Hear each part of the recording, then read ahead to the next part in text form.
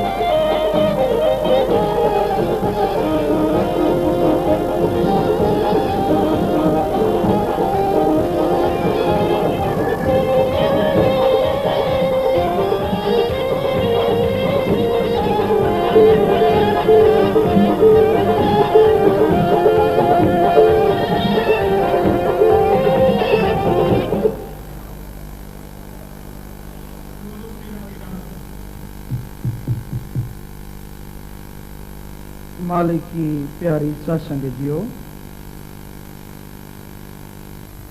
जो भी साथ संगत आश्रम में चल के आई है, अपने कीमती समय में से समय निकाल के आप लोग यहाँ पधारे हैं। कई बार रास्ते में परेशानियां आती हैं, मन दुश्मन तंग करता है, तरह तरह के ख्यालात देता है। तेरा इतना काम धंधा है, इसमें नुकसान हो जाएगा, समय बर्बाद हो जाएगा, और भी पता नहीं क्या क्या। इन सब परेशानियों का मालिक की दया मेहर से सामना करते हुए आप लोग यहाँ पधारे हैं। आप सबका सत्संग में पधारने का तहे दिल से बहुत बहुत स्वागत करते हैं। जी आयन क्षामदीद कहते हैं। आज जो आपकी सेवा में सत्संग होने जा रहा है और जिस भजन पे शब्द पे ये सत्संग होना है जी, वो भजन वो शब्द है, छड़ खुदी ते गुमान नहीं ते दुख पावेगा, उन्हें लवेगा नजारे जिन्ना चुक जावेगा। ईश्वर को, चाहे अल्लाह वाहिगुरु राम परमात्मा ओम हरि कहें, उस मालिक को सबसे ज्यादा कोई नापसंद चीज है, या यूं कहें कि उसको बिल्कुल ही पसंद नहीं कोई चीज, तो वो है खुदी अहंकार। यहां अहंकार है,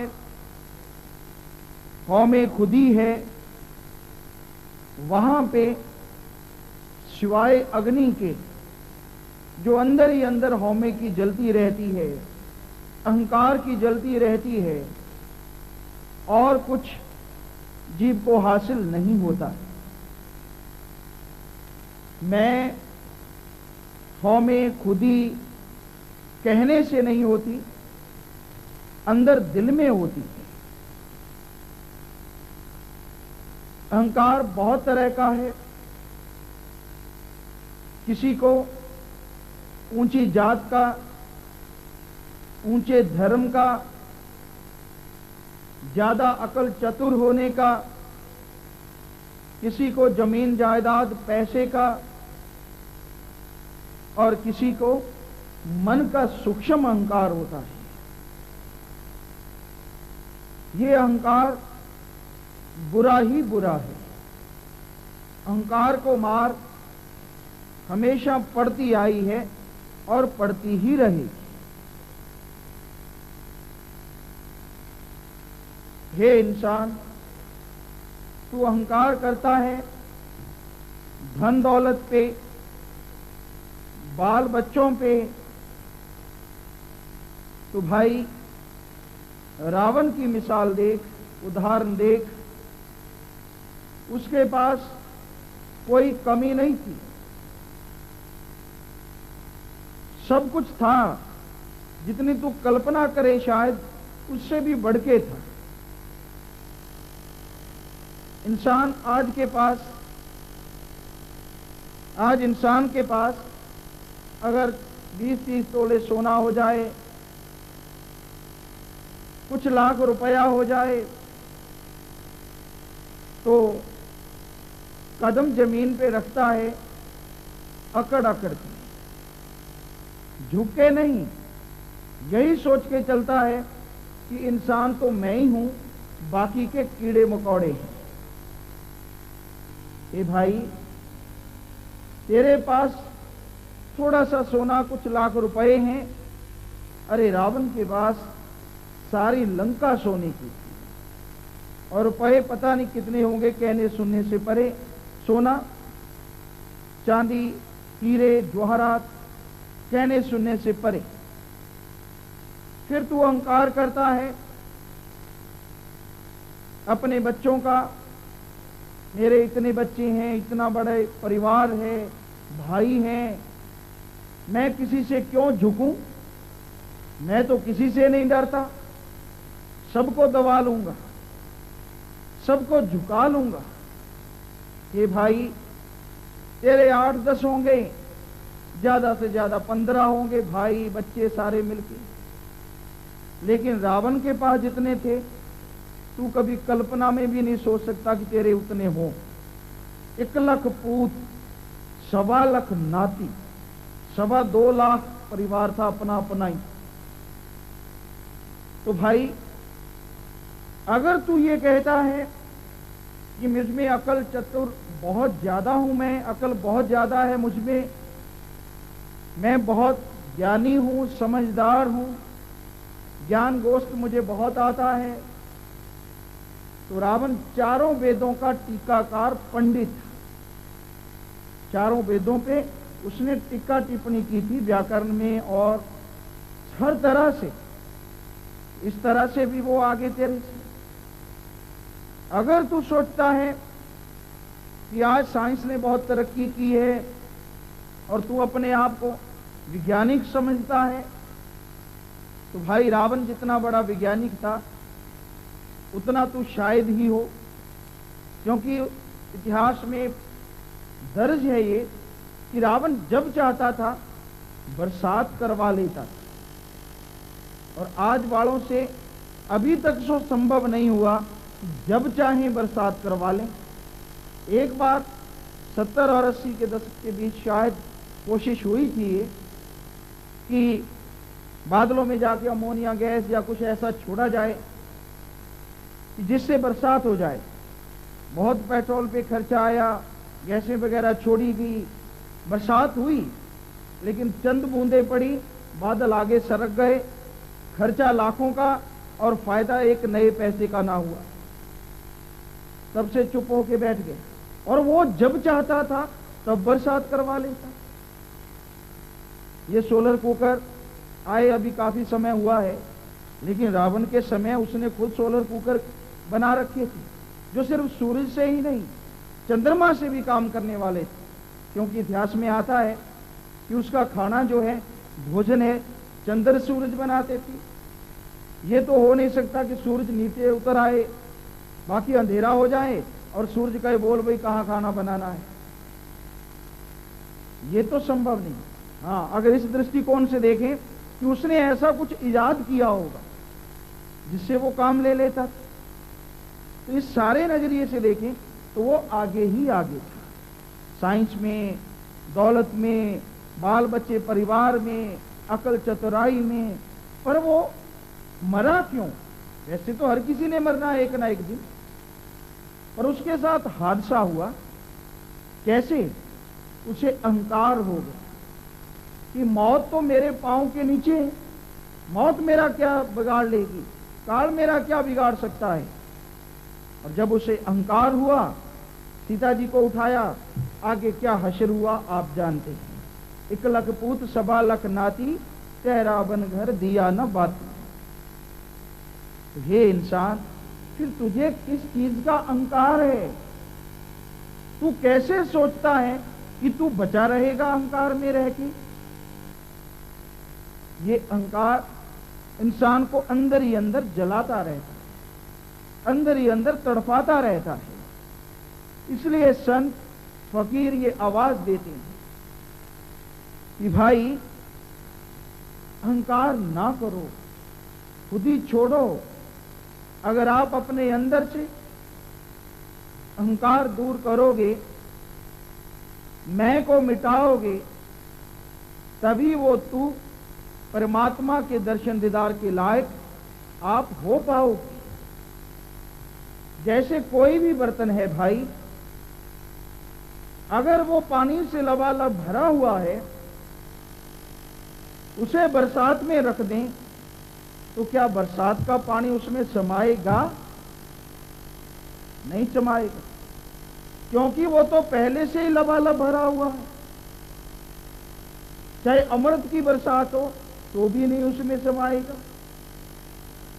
इसी तरह से अगर आपका अंदर हौमे अहंकार खुदी गुमान से भरा है, तो मालिक की रहमत, दया, मेहर, अमृत आबो हयात आपके अंदर कैसे प्रकट होगा और कैसे आपको नजारे मिलेंगे मालिक के दर्श दीदार के, मालिक के प्यार के। इसलिए लाजमी बनता है, जरूरी बनता है, अपनी मैं को मार मुकाओ, मैं को खत्म करो। ये मैं आसानी से खत्म नहीं होती, ये अहंकार जल्दी से दबाया नहीं जा सकता। इसके लिए भी समय चाहिए, इसके लिए भी जरूरी बनता है कि आप समय निकालें, मालिक को याद करें, आत्मा को ताकत दें और मन की जो ताकत है वो हरते चले जाएं, मन को कमजोर करते चले जाएं। कई लोग मन को माइंड, दिमाग कह देते हैं। नहीं, दिमाग एक अलग बात है, मन संतों महापुरुषों के अनुसार और अपने ख्यालानुसार अलग चीज है। दिमाग ने तो सोच देनी है, तो जो अच्छी भलाई की सोच होती है तो क्या वो भी मन की सोच है? नहीं, मन बुराई की जड़ है और आत्मा रूह अच्छाई, नेकी बताने वाली। आपके अंदर जो विचार उठते रहते हैं, शून्य कभी नहीं होता, दिमाग कभी नहीं होता, चलता ही रहता है, कुछ ना कुछ अंदर घूमता रहता है। यह अलग बात है कि किसी के अंदर तो बुराई ज्यादा घूमती है और किसी किसी के अंदर नेकी भलाई ज्यादा घूमती है, पर ज्यादा गिनती बुराई वालों की है। बुरे ख्याल चलते रहते हैं, बुरी सोच, बुरी निगाह, बुरे विचार, बुरी कल्पनाएं इंसान के अंदर ऐसा घर कर लेती हैं कि अच्छाई के लिए जगह ही नहीं बचती। यानी अच्छाई सोचने की फुर्सत ही नहीं मिलती कि नेकी भलाई कब करें, किस टाइम करें। तो ये दिमाग पे विचार तो चलते रहेंगे। जब तक आप आत्मा को ताकत नहीं देते, मन के विचार ही चलते रहेंगे, बुरे ख्यालात ही आपके अंदर घूमते रहेंगे।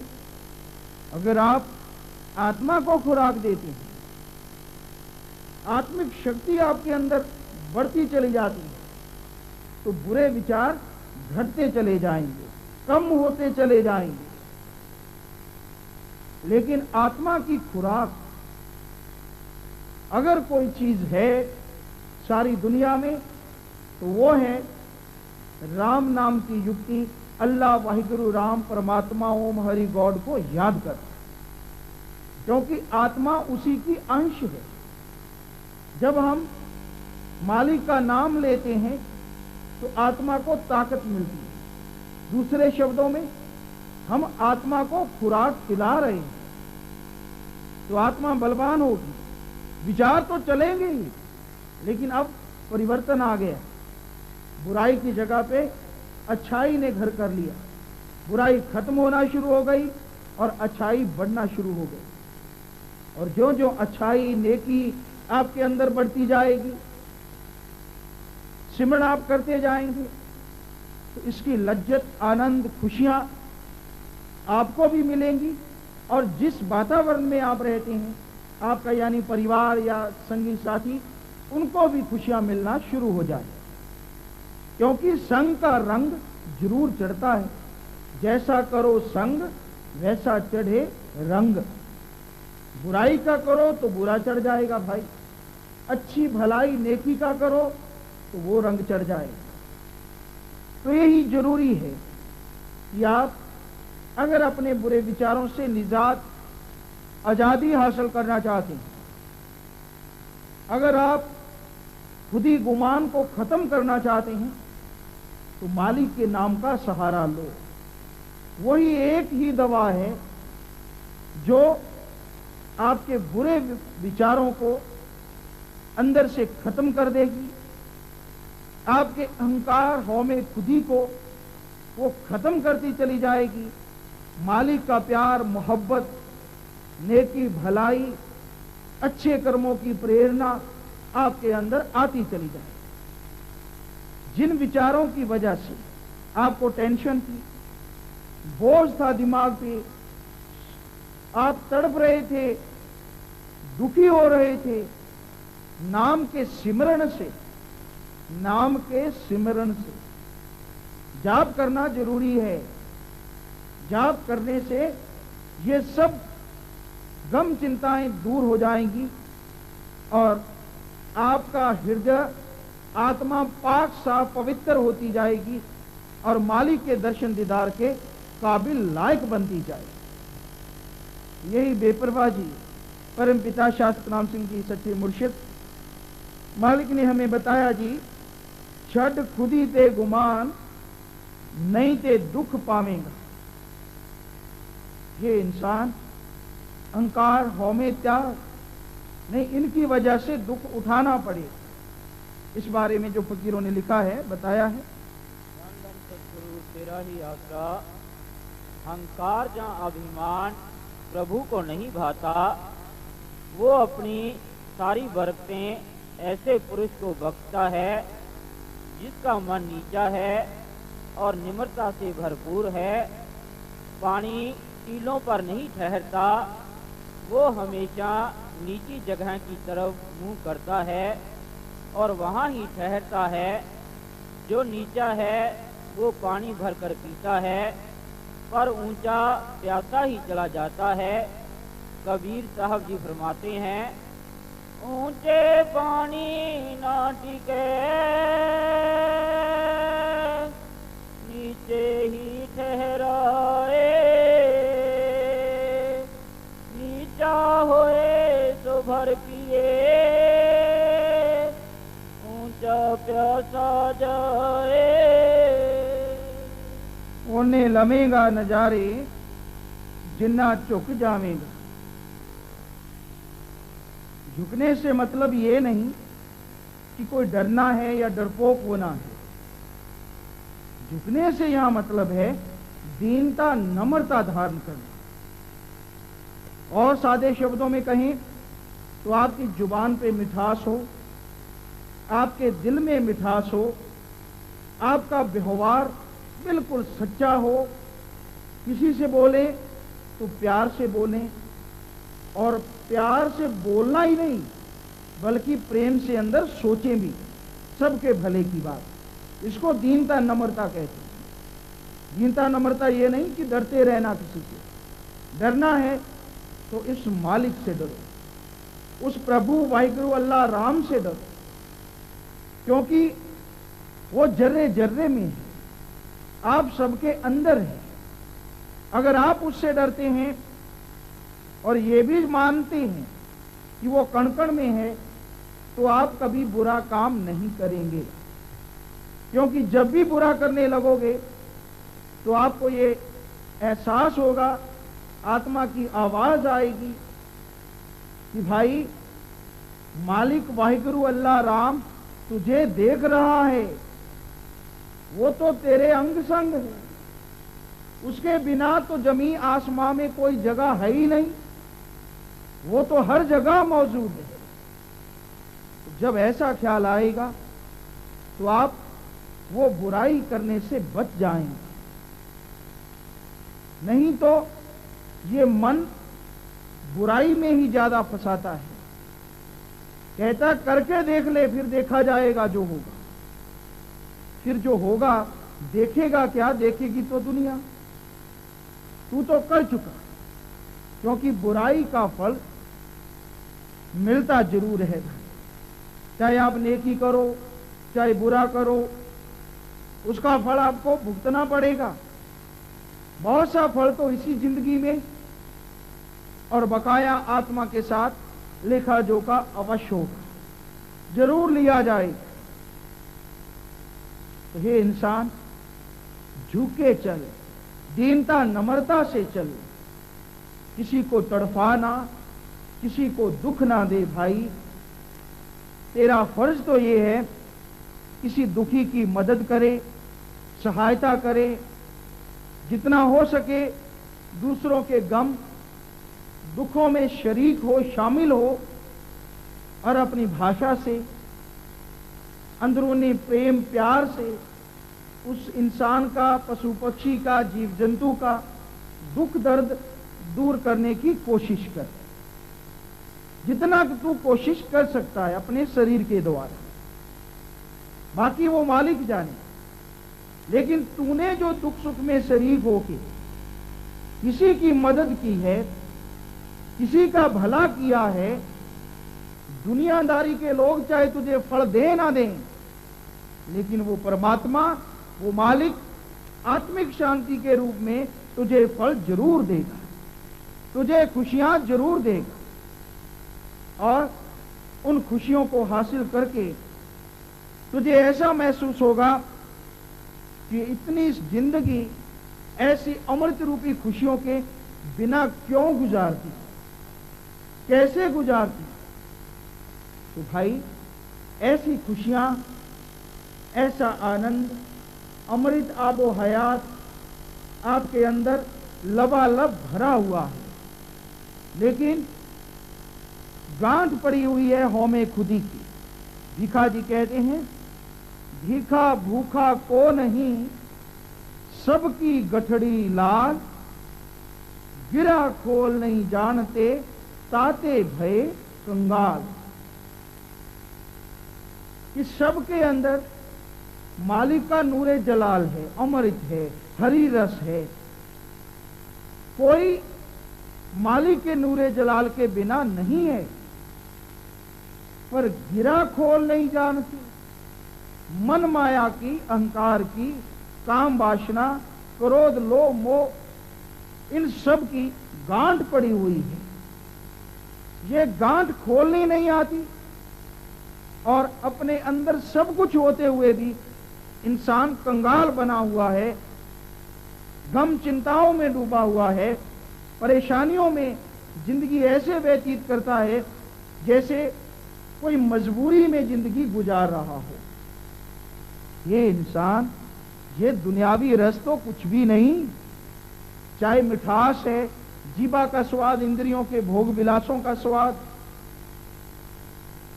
चाहे कोई भी मिठास है या स्वाद है, तेरे अंदर जो लज्जत है, जो मालिक के अमृत आबोयात हरी रस में लज्जत आनंद है, ऐसी लज्जत खुशी बाहर के किसी पदार्थ में नहीं है। अगर मुकाबला भी करें दुनिया की सारी मिठास, दुनिया के सारे स्वाद, सारे नशे, सारे कर्मकांड, इन सबको इकट्ठा किया जाए।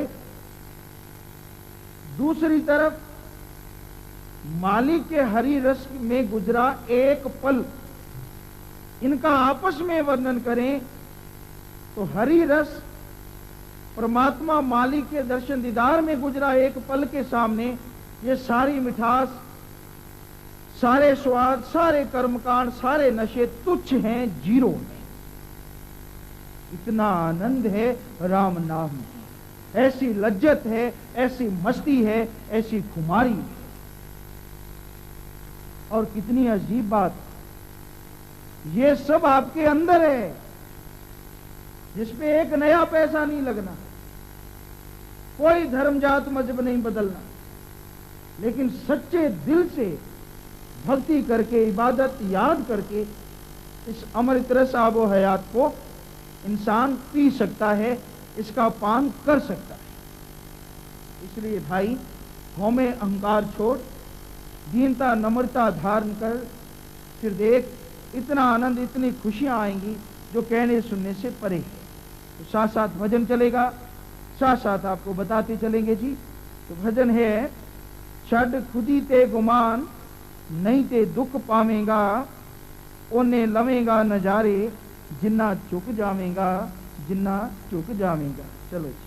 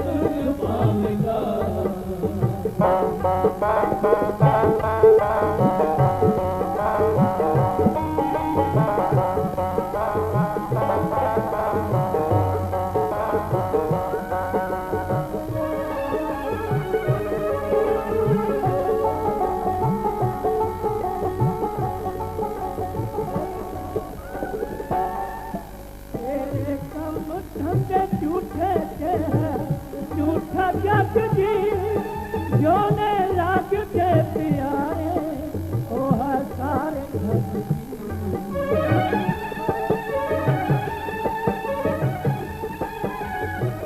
तेरे कम संग झूठे झूठा जग दी जोने लग के प्यारे ओ सारे जग दी भी नना कल्ला दुख पावेगा छाट खुदी के गुमा के दुख पावेगा छाट खुदी के गुमा के दुख पावेगा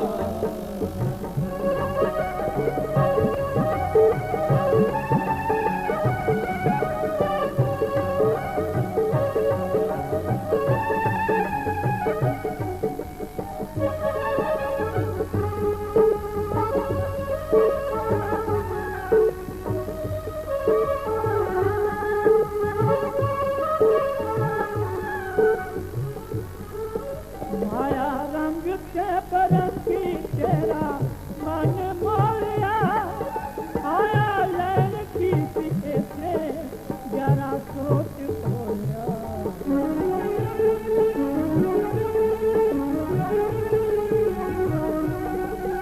माया रंग के परंगी तेरा मन मोलिया आया लैन की पीछे से जरा सोच खोया जाने कोई नहीं जाना कोई ना ऐमें लुट जाएगा छठ खुदी के गुमा ऐसे दुख पावेगा छठ खुदी के गुमा ऐसे दुख पावेगा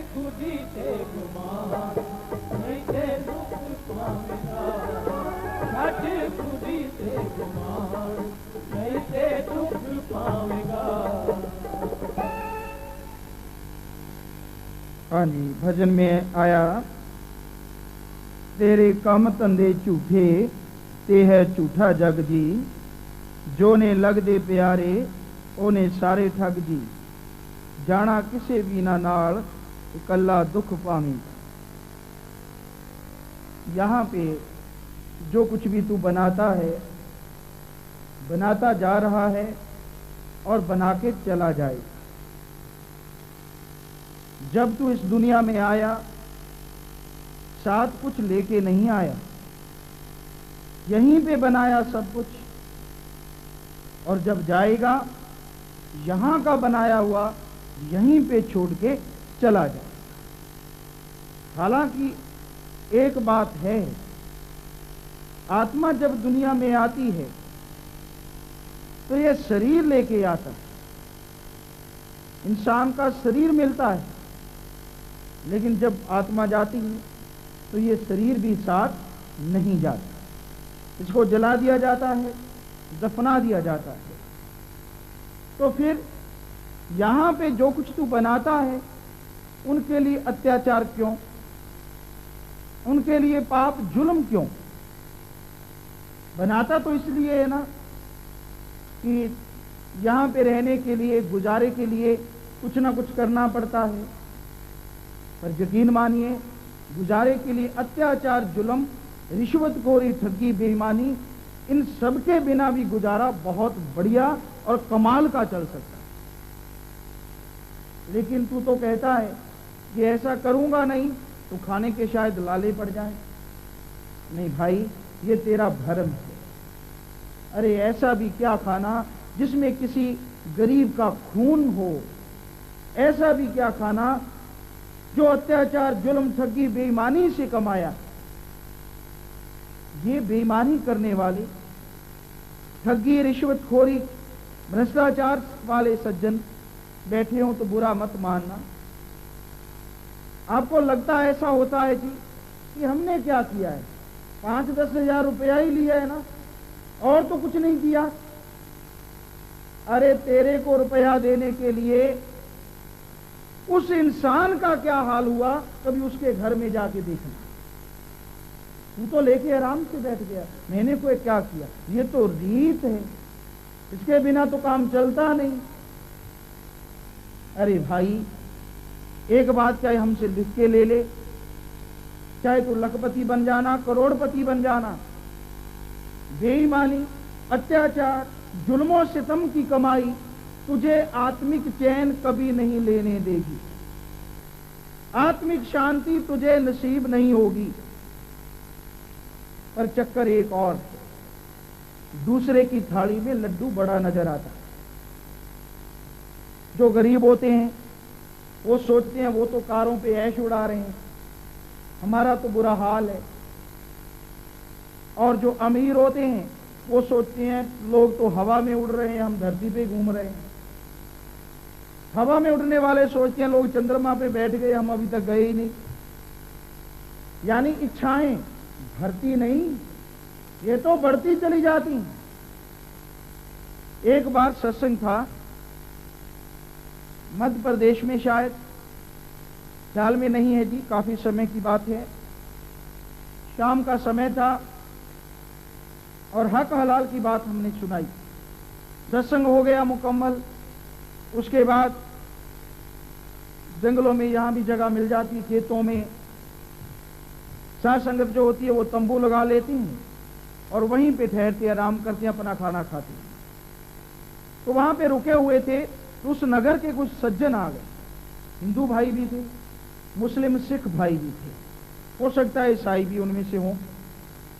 तो वो आए, कहने लगे महाराज जी, ये सच है जो आपने कहा कि हक हलाल मुसलमान धर्म में कहा है, खून पसीने मेहनत की कमाई हिंदू धर्म में कहा है, दशानौंदी किर्त कमाई सिख गुरु साहबानों ने फरमाया, कहा है, और हार्ड वर्क ये अंग्रेज रूहानी फकीर संत ने कहा है। ये सच है। कहने लगे एक सवाल उठता है हमारे अंदर। हमने कहा जी पूछिए। कहने लगे हम वही वाले हैं अपनी तरफ से, यानी मेहनत की, हक हलाल की करने वाले। कहने लगे हम करते हैं गुजारा चल रहा है।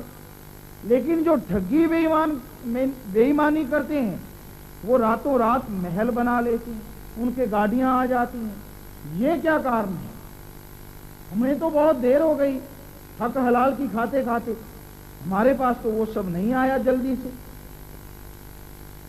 तो हमने कहा भाई आपको भ्रम हो गया है। भ्रम? कौन सा भ्रम? कि जो बेईमानी से कमा के ऐशो इशरत करते हैं वो तो बड़ा आराम बड़ा आनंद से रहते हैं। हमने कहा ये आपको भ्रम है। कहने लगे कैसे? हमने कहा जी अपने पास कई सज्जन आते, एक ऐसे सज्जन भी आए जो अपने देश में नंबर रखते हैं कि मैं फला नंबर का धनाड़ हूं, या कोई भी नंबर नहीं बताएंगे ना नाम। किसी आदमी को बदनाम करना हमारा मकसद नहीं, सच बताना है। तो वो सज्जन आए और हमसे कहने लगे महाराज जी कुछ करो, मैं बीमार हूं। हमने कहा भाई आप बीमार हैं, डॉक्टर साहबानों के पास जाइए, अल्ट्रासाउंड, एक्सरे, सीटी स्कैन, बहुत कुछ हो गया है, आप वो करवाइए। अगर उनसे इलाज नहीं होता तो फॉरेन कंट्री, बाहर के देशों में चले जाइए। तो वो सज्जन कहने लगा महाराज जी मैंने करवाया, सब कुछ है, इन रिपोर्टों में कुछ नहीं आता, लेकिन रात को नींद और दिन को चैन नहीं आता। तो हमने कहा भाई बता तो देंगे, लेकिन सच्ची बात है, कहीं कड़वी ना लगे। सच थोड़ा कड़वा होता है। देवप्रवाह शास्त्रनाम जी महाराज फरमाते सच कहूं तो मिर्ची के समान लगता है, मिर्ची के समान। झूठ कहूं तो गुड़ के समान लगता है, लेकिन करें क्या, सत्संग में तो सच ही चलता है। तो वो कहने लगा महाराज जी कोई बात नहीं, आप बताइए, अगर सच हुआ तो मैं कबूल करूंगा, मंजूर करूंगा। हमने कहा भाई फिर आपकी नींद जो उड़ गई, चैन करार जो चला गया, उसका कारण है आपने जो पैसा कमाया है वो लोगों का खून चूस चूस के कमाया है, अत्याचार जुल्मों सितम से कमाया है। आपके महलों की जो नींव है उनके नीचे पता नहीं कितनों की आहें हैं, आपकी गाड़ियां हैं, उनके टायर जो चल रहे हैं, जो पैसा उन पे लगा है उनके नीचे भी पता नहीं कितने गुनाह हैं, कितने पाप हैं जो तेरे को खाए जा रहे। वो कहने लगा महाराज जी सच है, मैंने कभी नहीं सोचा कोई मर रहा है, कोई तड़प रहा है। मेरा काम तो था कि मैंने तो एम बना लिया कि धनवान बनना है, नोट कमाने हैं, किसी पे कुछ गुजरे चाहे ना गुजरे, मरे जिंदा रहे, मुझे कोई मतलब। हमने कहा भाई फिर तो तुझे नींद भी नहीं आती, और आए भी तो आए कैसे? कहने लगा सच, मेरे पास बहुत अच्छे अच्छे बेड हैं, लक्ष्मण झूले की तरह मुझे झूला देते हैं, हीरे जवाहरात लगे हुए हैं, मखमल के गद्दे हैं, लेकिन जब सोता हूं नींद नहीं आती तो गद्दों में से ऐसे लगता है जैसे कोई बिच्छू डंक मार रही। टेबलेट्स लेता हूं, दवा लेता हूं, इंजेक्शन लगवाता हूं, तब जाके कहीं नींद आती है। तो वो लोग जो हमसे मिलने आए थे जंगलों में, जब उनको बात सुनाई और हमने कहा भाई आपको नींद आती है? कहने लगे बहुत बढ़िया। घर में सुख शांति है? कहने लगे बहुत बढ़िया है। काम धंधा ठीक चलता, खाने को मिल जाता है? कहते मिल जाता है। अरे फिर मिलता क्या नहीं, बेचैनी, परेशानी, अनिंद्रा, ये चीजें नहीं मिल रही। अगर आपको ये जिंदगी पसंद नहीं चैन सुख वाली, तो आप वो बेईमानी वाली अपना लो। बोलो कौन सी चाहिए? कहने लगे महाराज जी हमें तो अपने वाली मुबारक, उनको उनके वाली। तो ये इंसान की आदत है, ये संतुष्ट तो होता ही नहीं। वो कहते मालिक छप्पर फाड़ के दे दे, शायद मालिक दे भी दे तो कहेगा छप्पर क्यों फाड़ा, इसको कौन बनाएगा? संतुष्ट इसने नहीं होना। तो इसलिए इंसान को संतुष्टि जरूरी है। और ये भी होता है कोई इंसान ऑफिसर है, अच्छे पैसे ले रहा है, तो उसके अंदर ये पैसा जो मिल रहा है उसकी खुशी नहीं, गमी है कि वो बड़ा क्यों नहीं बना। बड़ा भी बन गया तो फिर और दुख होगा कि उससे बड़ा क्यों नहीं बना। दुख जरूर रहता अंदर। जिस जगह पे रह रहा है, जिस पोस्ट पे रह रहा है, उसकी सुख शांति अनुभव नहीं करता, बल्कि और सोच सोच के ऊपर की तरफ निगाह मार मार के अपनी निगाह थका लेता है, अंदर से बिल्कुल टूट जाता है, टेंशन गम चिंताएं घेर लेती है। तो भाई संतोष धन अगर मिल जाए तो दुनिया के सारे पदार्थ मिल गए। ये संतोष तभी आएगा जब मालिक की याद में समय लगाएंगे। तेरे कम तंदे झूठे ते है झूठा जग। जो धंधे यहां पे कर रहा है, जो कुछ भी बना रहा है, सब झूठ है। महापुरुषों ने बताया जो नजर आता है सब तबाहकारी है, फनाकारी है। सबने एक ना एक दिन खत्म होना है और इनमें परिवर्तन निश्चित है। हर चीज में परिवर्तन हो रहा है। अगर परिवर्तन किसी में नहीं होता और कभी होगा भी नहीं, ये दावे से कह सकते हैं, तो वो ताकत है अल्लाह वाहिगुरु राम ओम हरि गौर। वो ही एक ऐसा है जो कभी नहीं बदलता, उसको छोड़ के हर किसी में परिवर्तन आता ही रहता है। तो भाई दुनियावी पदार्थों में इतने मत खो जाओ कि उनके लिए जुल्मो सितम करो, पाप अत्याचार करो और जिसकी वजह से आपको दुख उठाने पड़े। कमाई करो, कर्म करना आपका पहला फर्ज है, लेकिन भाई कर्म करो तो मेहनत वाला, हक हलाल, दशा नवादी, किर्त कमाई वाला। और कर्म सब बेकार हैं, व्यर्थ हैं और आपको तड़पाने वाले हैं, रोग हैं। इस बारे में लिखा है जी, जो कुछ दृश्यमान है सब नाश हो जाने वाला है। इसके अंदर सारे सामान भी नष्ट होने वाले हैं। राजा, प्रजा, मंडप माड़ी और उसके अंदर बसने वाले, दुनिया की सब सामग्री, सोना चांदी और उसके पहनने वाले, ये काया कपड़े, स्त्री और पुरुष सब ही नाश हो जाने वाले हैं। दुनिया इन उलझनों में हरि को भूल बैठी है। यहाँ कोई चीज दोस्ती के लायक नहीं। कई जा चुके हैं और कई जा रहे हैं और बाकी के तैयार हैं। हाँ जी, जो ने लग दे प्यारे ओने सारे ठगी। जाना किसे भी ना नाल कल्ला दुख पावे। परिवार में जो भी तुझे प्यारा लगता है, थोड़े शब्द थोड़े कठोर हैं, एक तरह से कहा जाए कि सारे ठग जी। एक बार तो इंसान को दुख आता है कि मेरे परिवार वाले ठग कैसे हो सकते हैं, पर दूसरा नजरिया अगर सही तरीके से कहें, सच्ची बात कड़वी तो है, जब तक तू कमाता है, घर में लाके देता है, तुझे प्यार करते हैं। एक महीने की तनख्वाह ना दे, फिर देखना कि वो प्यार कैसा है, कैसे तिल मिला जाएंगे। क्या ये ठगी वाली बात है?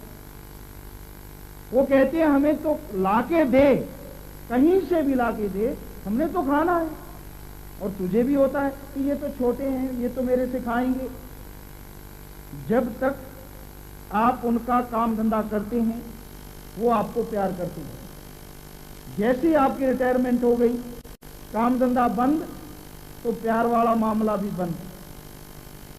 कभी कभारी बात होगी, और अगर आप कहेंगे कि बेटा हमसे बात क्यों नहीं करता, पहले तो बड़ी किया करता था, कहता पिताजी ऐसा है कि काम धंधा बहुत ज्यादा है, मैं बड़ा बिजी रहता हूं, कोई नहीं आपसे बात करूंगा। प्यार तो मेरा वैसे ही है, पर आप चारपाई जरा कोने में ले जाएं। डिस्टर्ब होता हूं मैं, बहुत से काम करने होते हैं, हिसाब से। पढ़े लिखे सज्जन तो हिसाब से, और जो थोड़ा दूसरी रूडली भाषा का प्रयोग करते हैं, गुस्से में बोलते हैं, तो वो बोलते कम है, उठा के चारपाई ज्यादा दूर रखाते, उठा के ले जाते हैं कि कहाँ तंग कर रहा है, और अंदर ही अंदर अरदास करते हैं सेवा करनी पड़ जाए, कोई बीमार हो जाए। ये आपको हकीकत बता रहे हैं कि सज्जन हमारे पास आते हैं बहुत से कि हमारे बुजुर्ग माँ बाप बीमार हैं जी, महाराज जी कोई प्रसाद दो, उनकी मुक्ति हो जाए। क्यों? क्योंकि उनकी रफाहट तो उठानी पड़ती है, चारपाई पे ही सारा काम कर रहे हैं। अरे जब तू छोटा था क्या तू बाहर जाके आया करता था? भी तो चारपाई पे ही कर रहा होता था, तब वो उठाते थे। ये तो लेने के देने, अब थोड़ा बहुत तू उठा देगा तो क्या तेरे हाथ खराब हो जाएंगे? हैं तो तेरे माँ बाप, लेकिन कहते हैं कोई ऐसा प्रसाद दो, देते जाएं और पार। सीधी भाषा में नहीं कहते, ये कहेंगे मुक्ति हो जाए, ऐसे नहीं कहते हमारा छुटकारा हो जाए। तो हम कहते हैं भाई सिमरन करो, मालिक से प्रार्थना करो कि उनको सुख शांति मिले। तो भाई ये हशर हुआ पड़ा है, तो क्या वो ठगी वाली बात सही नहीं? जब वो छोटे छोटे होते हैं कितना प्यार जताते हैं, क्यों? अगर प्यार नहीं जताएंगे तो सामान कौन ला के देगा? पिताजी मुझे ये चाहिए, पापा ये चाहिए, और पापा भी फिर जितना होता है बटन सारे खुल जाते हैं, ऐसे हो जाते। बेटे ने पापा कह दिया, चाहे सारा कुछ ही ले ले बेटा, तू फिक्र ना कर। वही बेटा होता है तो सारे बटन तो क्या खुलने थे, पहले वाले भी नहीं मिलते लगे हुए, वो भी कोई दोबारा टांग के नहीं देता। कहते खुला रहेगा तो हवा आती जाती रहेगी। तो भाई क्या वो ठगी वाली बात गलत? बेपरवाह जी ने जो लिखा, एक एक अक्षर सच। जो ने लग दे प्यारे ओने सारे ठग जी। कुछ ना कुछ लूट रहे हैं तेरे से, ले रहे हैं, और जब तक तू दे रहा है तेरे संबंध मधुर हैं, मीठे हैं, अच्छे हैं। और जैसे देना बंद, वो संबंध एक मजबूरी बन के रह जाते हैं। हम ये नहीं कहते कि कोई अच्छा नहीं होगा, कोई मालिक का प्यारा या अच्छे संस्कार वाला हो सकता है, ऐसा हो, और हैं भी जो सबका आदर सत्कार भी करते हैं बिना स्वार्थ के, लेकिन कोई बिरला ही, हजारों में एक आध ऐसा मिल सकता है भाई, वरना बड़ा ही मुश्किल है। 21वीं शताब्दी आ रही है जी, हम आगे बढ़ रहे हैं जी, उसमें और कुछ होगा या नहीं होगा ये तो मालिक जाने, पर जो अब हालात हो रहे हैं कि कौन सा जुग आ रहा है? स्वार्थ की जुग। परिवार टूटते जा रहे हैं, आपसी प्यार खत्म होता जा रहा है, बात करना भी तब पसंद करते हैं अगर आपको कोई मतलब है, मतलब नहीं तो बात नहीं। ये हाल होता जा रहा है। तो भाई जो ने लग दे प्यारे उन्हें सारे ठग जी, जाना किसे भी ना नाल कल्ला दुख पाए। किसी ने साथ नहीं देना तेरा, बल्कि तुझे एक रात के लिए भी नहीं घर में रखते। कई बुजुर्गों से पूछा आखिर क्या बात है, आप क्यों नहीं रखते? कहने लगे आपको क्या बताएं, इसलिए नहीं रखते कि अगर रात को दाह संस्कार करेंगे तो ये मुर्दा जो है यहीं पे बस जाएगा और हमें तंग किया करेगा, भूत बन जाएगा या कुछ ऐसा।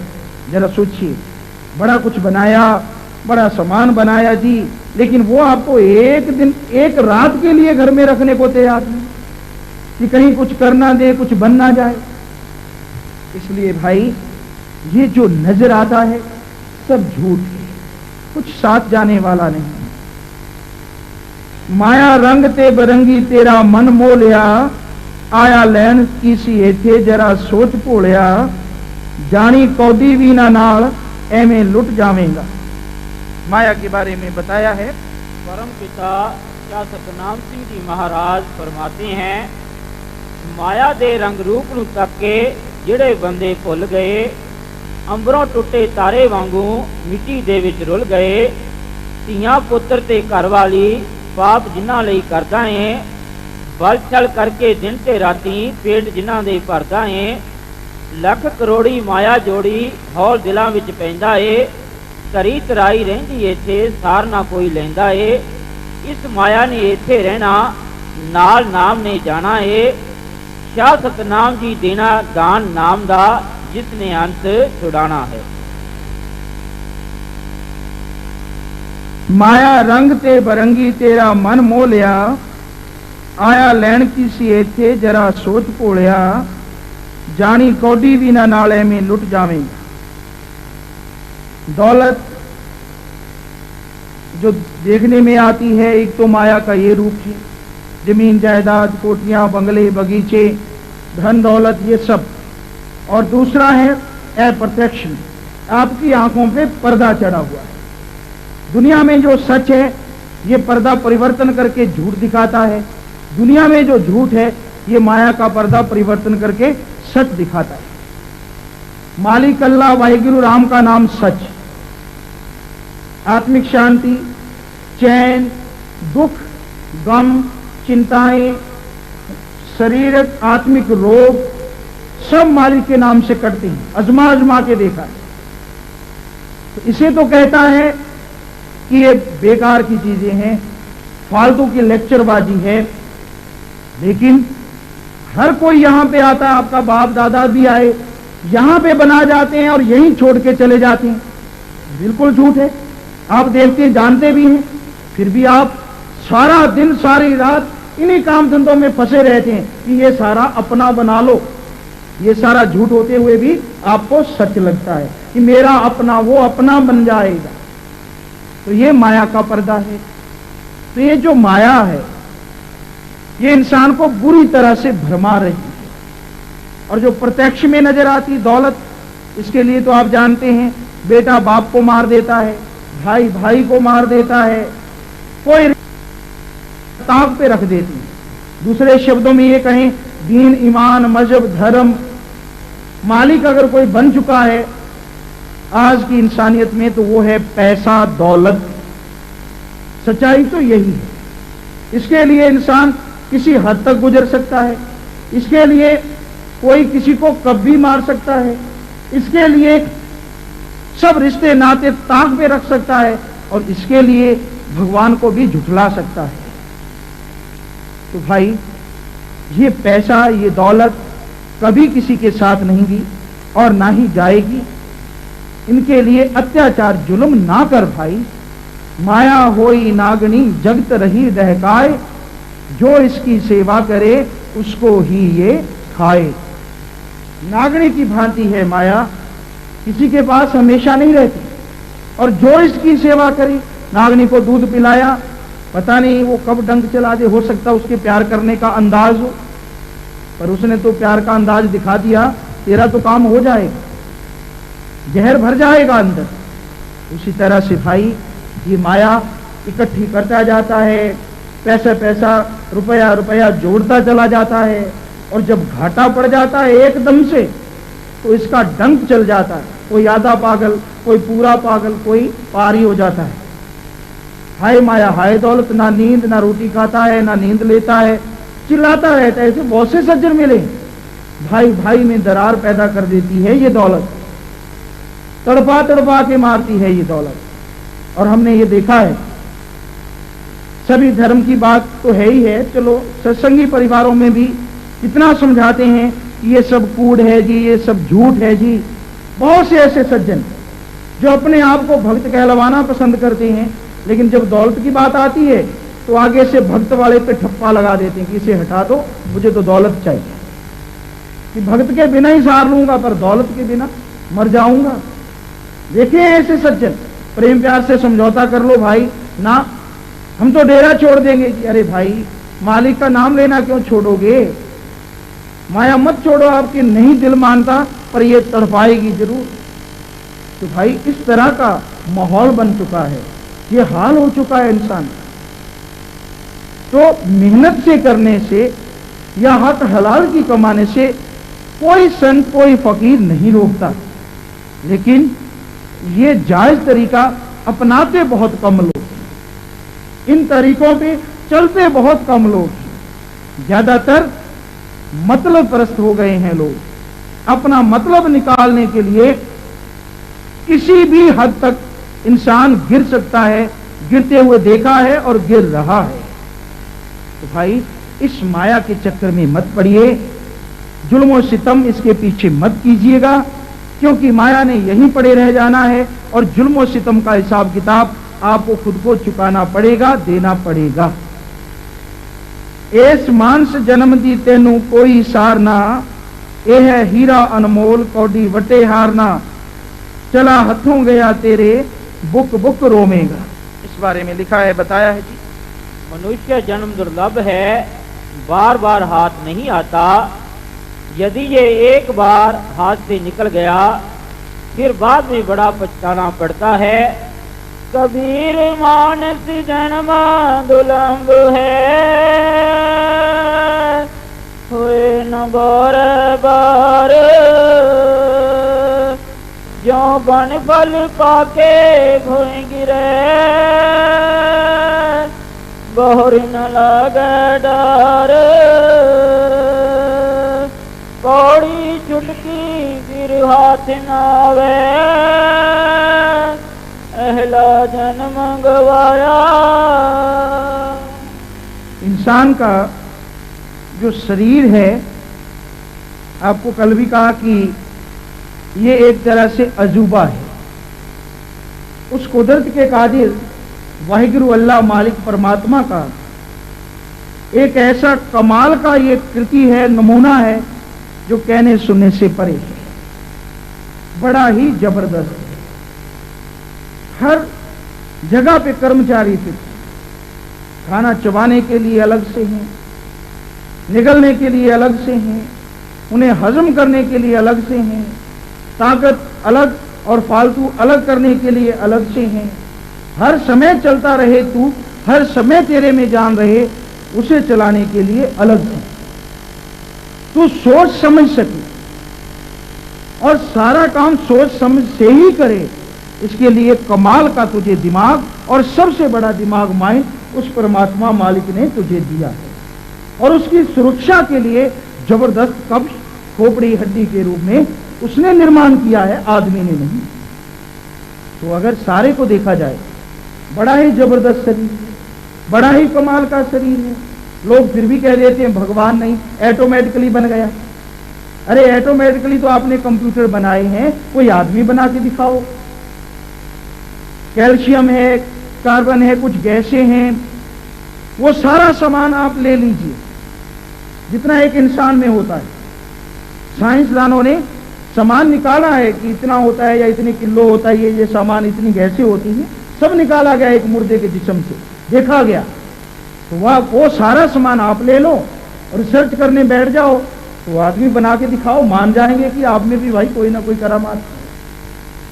तो कहेंगे नहीं, ये तो ऐसे थोड़ा ही होता है, सेल ले लिया, उसमें से कलौन बना दिया, मैंने कुछ बना दिया, उस जैसा बना दिया। तूने क्या बनाया? उसमें से सेल लिया है। मजा तो तब था सिर्फ धरती से कोई मिट्टी ले लेता या फिर सिर्फ पानी ले लेता, उससे कोई पशु जानवर बनाता तो मान जाते कि तूने कुछ बनाया है। अरे कुदरत के सामान में से कुछ लेके उसी जैसा बना दिया, तो ये अपने आप पे अहंकार मत कर, जिसने तुझे बनाया है उसके बारे में सोच। तेरे जैसे लाखों को बनाया है, इतना मत अपनी सफलता पे। तेरे जैसा दिमाग सब में भरा है, लेकिन ये अलग है, कोई इससे ज्यादा काम लेता है, कोई लेता ही नहीं, कुराटे मार के जिंदगी गुजार लेता है। कोई थोड़ा बहुत ले लेकिन जब जरूरत पड़ी थोड़ा सा जोर डाला, कुछ ना कुछ निकला तो कहता देखा मैंने क्या कर दिया, उससे पहले बहुत कुछ हो चुका होता है। तो दिया तो बहुत है उस मालिक ने दिमाग, लेकिन इस्तेमाल कौन कितना करता है ये अलग अलग बात है। हाँ, जो मंद बुद्धि होते हैं वो उन पे जरूर संचित कर्मों की मार होती है जी। वो किसी वजह से ऐसा जन्म के समय लेके आते हैं तो उनमें तो कम होता है, वो तो संचित कर्मों के दायरे में जकड़े हुए होते हैं। लेकिन उनके अलावा साधारण इंसान जो है उसमें मालिक ने बहुत जबरदस्त दिमाग दिया है, कमाल का शरीर दिया है। तो भाई ऐसा इंसानी शरीर खाया पिया सो लिया, विषय विकारों में खो गया, दिन गुजार दिया, सारी रात गुजार दी, तो तेरे और पशुओं में फिर फर्क क्या है? वो भी तो ऐसे करते हैं, खाते पीते हैं, काम धंधा करते हैं, बाल बच्चे उनके हैं। तो इस तरह से बल्कि उनमें विषय विकार तेरे से बहुत कम होते हैं, तेरे में तो हद से ज्यादा है। ये सच्चाई है, ये वास्तविकता है। फिर इंसान सोच, तू तो शैतान के दर्जे में आ गया भाई। अरे हैवान का मुंह नीचे को होता है, ज्यादातर जानवर जो होते हैं उनका मुंह ऐसे नीचे को रहता है, पर तेरा तो मालिक ने सीधा दिया है। कभी ऊपर की भी सोचा कर, हर समय शरीर के इंद्रियों के भोग विलासों में खोया रहता है। हैवानों वाले काम क्यों करता है भाई? कुदरत ने तो बहुत फर्क किया है, बहुत डिफरेंस किया है शरीर की बनावट में, दिमाग में, हर तरह से। तू इससे क्या फायदा ले रहा है? फायदा उठा, क्योंकि एक बार अवसर ये चूक गया तो बार बार नहीं मिले। इंसान के अंदर इच्छाएं जन्म लेती रहती हैं। कोई इच्छा पैदा होती है तो कोई आवश्यकता पड़ती है तो नया आविष्कार होता है।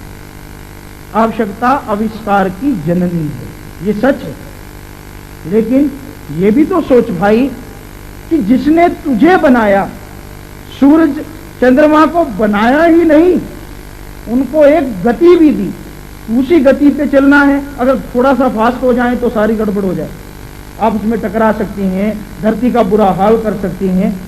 तो क्या तेरे हाथ में रिमोट कंट्रोल है जो तू उसे अपनी मर्जी से स्पीड में चला रहा है? जवाब तेरे पास? सवाल ही पैदा नहीं है। ये तो जी अपने आप बन गए। यहां विज्ञान ये तर्क देती है। वैसे कई सज्जन कहते हैं कि विज्ञान को हम इसलिए मानते हैं क्योंकि वो हर चीज का सबूत देती है। तो बताइए कहां सबूत है कि ये गति विज्ञान ने कंट्रोल की हुई है? कोई सबूत नहीं है, कोई ऐसा सबूत नहीं है। सूरज कब बना, कैसे बना, किसने बनाया, हवा में बातें छोड़ रखी हैं, क्या सबूत है? दिखाइए लाके। है कोई सबूत नहीं। पानी बरसा था, उल्का पिंड टूट के आया था, तो भाई अब क्यों नहीं उल्का पिंड टूटा? इतने साल हो गए, क्या आपने रोक रखा है? अगर दूसरे वाले आ जाता, बीच में दो चक्की के पार्ट की तरह पिस जाते, छुट्टी हो जाती। एक नीचे टूटा हुआ धरती है ही, दूसरे वाला आ जाता तो छुट्टी। क्यों नहीं आया? इतने अरबों साल हो गए आप कह रहे हैं, तो इतने साल में आपने कोई बीच में बांस लगा रखा है या तुल नीचे दे दी है? कोई समझ नहीं, सिर्फ हवा में बातें, हवा में। और कहेंगे यकीन करो जी हमारी बातों में। और संत फकीर जो कहती हैं कि सब कुछ खुदा अल्लाह वाहिगुरु राम में बनाया है, उसका यकीन नहीं आता तो भाई मालिक सतगुरु की दया मेहर से शब्द हम बताएंगे आपको, रिसर्च आप करना, आपके अंदर से आपको सब कुछ बनाने वाला अल्लाह वाहिगुरु राम जरूर मिलेगा। तो उससे पूछ लेना सब कुछ कैसे बना है, या फिर आप कोई साइंस वाला ऐसी चीज दो जिससे अरबों साल पहले जाया जा सके और उल्का पिंड को टूटते हुए देखा जा सके। सवाल ही पैदा नहीं। कहेंगे नहीं ये बात नहीं, वो तो था, ऐसे कुछ नमूने हैं, नमूने भी तो तूने चुने हैं, उसका कैसे यकीन किया जाए? तो भाई ये सब हवा की बातें हैं। रूहानियत में एक भी बात हवा में नहीं होती। 100% वो कहा जाएगा जो देखा गया है, जो अनुभव किया गया है। और आप भी इंसान हैं, आप भी अनुभव करना चाहें तो कर सकते हैं, देख सकते हैं। तो यही सच्चाई है कि इंसान तो बहुत सी चीजों में जिज्ञासु हो जाता है, इच्छाएं रखता है कि जैसे सूरज की खोज हो रही है, मंगल ग्रह की खोज चल रही है, तो जिसने तुझे बनाया उसकी भी तो खोज कर, वो भी तो कमाल का है। तो भाई उसकी खोज के लिए ना कहीं यात्रा करनी पड़े, ना धर्म जात मजहब छोड़ना पड़े, ना कोई एक्स्ट्रा खर्चा करना पड़े, तेरे अंदर सब ताकत है। संत फकीर तुझे बताएंगे जैसे दूध में घी होता है, थोड़ी सी जाग जमाने का काम करती है, वैसे दूध में घी होता है सब कुछ, पर वो जाग तो लगानी पड़ती है। वैसे सब कुछ तेरे अंदर है, पर जब तक नाम रूपी जाग नहीं लगती, तेरे अंदर से घी यानी मालिक की दर्श दीदार नहीं हो पाती। ये इंसान इस शरीर को यूं ही बर्बाद ना कर भाई, इससे फायदा उठा, अपने आप की पहचान कर। आगे आया जगत सराय विच मेहमान जी, सदा रहना नहीं है थे करें की गुमान जी, पता आउण दा नहीं फिर जदों मुक जावी। इस बारे में लिखा बताया है। ये दुनिया सराय है जिसमें अनेक लोग आए और यहाँ डेरा लगाकर फिर दूसरों के लिए छोड़ गए। सन पुत्र कलत्तर घर बार आदि सब कुछ जिनको ये स्थिर करके मानता है, वो 2 दिनों के लिए हमारे पास हैं और फिर छोड़ जाने हैं। इनमें से कोई चीज इसके साथ जाने वाली नहीं। फिर इन पर नाज नखरे शान गुमान करने बिल्कुल फजूल और झूठे हैं। ये सब कुछ एक स्वप्न के समान है। झूठे मान कहाँ करे, जग सुपने जो जान, इन इनमें कछु तेरो नहीं, नानक कहो बखान। आया जगत सराय विच मेहमान जी, सदा रहना नहीं है ते करें की गुमान जी। पता आउण दा नहीं फिर जदों मुक जावे। ये इंसान यहाँ पे एक मेहमान की तरह रह रहा है। जैसे मेहमान आता है और पता होता है कि 2-4 दिन रहेगा, 1 दिन रहेगा, उसके बाद चला जाएगा। अगर नहीं जाता तो वो मेहमान की जगह कुछ और बन जाता है, फिर उसका आदर सत्कार नहीं होता। नए नए तरीके खोजे जाते हैं कैसे इसको घर से निकाला जाए। पर अगर मेहमान की तरह रहे तो आदर सत्कार भी होता है, इज्जत भी होती है। तो पता होता है कि मेहमान चला जाएगा, हमेशा वहां पे नहीं रहेगा। उसी तरह से भाई तू भी एक मेहमान की तरह है और तेरा पता है तू इस दुनिया से चला जाएगा, पर कब इसका पता नहीं। मेहमान का तो कम से कम पता होता है कि वो कहते हैं जी मैं 2 दिन रहूंगा, ये जाएगा ही जाएगा, 3 दिन रहूंगा, जाएगा, जो समझदार मेहमान होते हैं। तो भाई तेरा खुद का नहीं पता तुझे कि तू कब जाएगा। जब पता ही नहीं है तो भाई क्यों ना फिर इंतजाम किया जाए कि यहाँ जाऊंगा, वो जगह कैसी है, कौन है वहां का मालिक, किससे मैं बिछुड़ के आया हूं, उन सबको देखने की कोशिश की जाए। और ऐसा अगर करना चाहे तो तू कर सकता है, उसे देख सकता है। जैसे रात को सपना आता है भाई, सपने में इंसान कुछ से कुछ बना लेता है, बहुत कुछ। अगर कोई गरीब है तो वो अमीर बन जाता है, अमीर है घर में लेटा हुआ है, नींद आ गई तो हवाई जहाज पे सैर कर रहा है, बैठा हुआ है, संगी साथियों को भी घुमा रहा है, खिला पिला रहा है, चाहे हकीकत में एक नया पैसा ना लगाता हो, पर सपने में सब लुटा रहा है, सब दे रहा है। लोग जय जयकार कर रहे हैं, हवाई जहाज पे घूम रहा है। लेकिन जैसे ही आंख खुलती है वही घर की चारपाई और वही 4 दीवारी, पर फिर झट से आंखें बंद करता है। क्यों? क्योंकि हवाई जहाज से उतरने को दिल किसका करता है? सोचता है क्यों ना एक बार फिर से चढ़ जाऊं, सपना फिर से शुरू हो जाए। तो भाई जैसे रात का सपना आया, बहुत कुछ बनाया, लेकिन जब आंख खुली तो कुछ भी नजर नहीं आया। यह सपना 2-3 घंटे का हो सकता है, घंटे का हो सकता है, लेकिन जिंदगी रूपी सपना थोड़ा लंबा है। कोई 40 साल, कोई 50 साल, कोई 60 साल, इतना समय गुजारते हैं। रात का सपना टूटा जब आंख खुल गई, दुनियादारी का सपना टूटेगा जब आंख बंद होने लगी, जब मौत आने लगेगी। तब लगेगा तेरे बेटे, तेरा पैसा, तेरी जमीन, तेरी गाड़ियां सब दूसरों की हो गई, तेरे साथ तो कुछ भी नहीं जा रहा।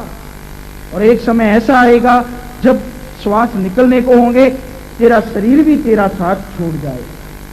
पर फिर पछताए होत क्या, जब चिड़िया चुग गई खेत।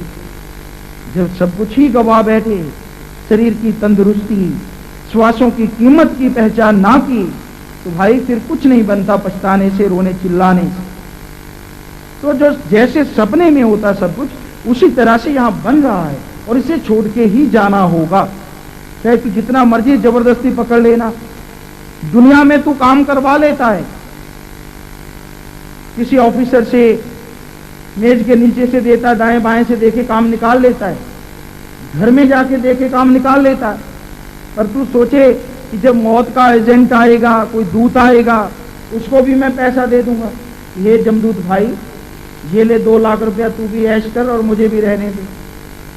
नहीं, वहां तेरी ये नोटों वाला काम नहीं चलेगा। ना अपील, ना दलील, ना वकील, तिल बढ़े न राई घटे, जो लिख दी करता।